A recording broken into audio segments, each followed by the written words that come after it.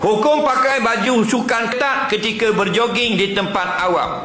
Kalau lelaki pakai pakaian ketat, berbekas nampak bentuk peha dan betih, makruh. Kalau nampak bentuk kemaluan berat seperti Angry Bird, haram, walaupun lelaki. Orang perempuan nampak bentuk tak badan walaupun betih, belum nampak kemaluan, haram dah. Kerana fitnah atas perempuan itu lebih berat. Atas hadis al-mar'atu aurah, kebanyakan tubuh perempuan adalah aurat. Atau makna lebih berat, fitnah aurat dia.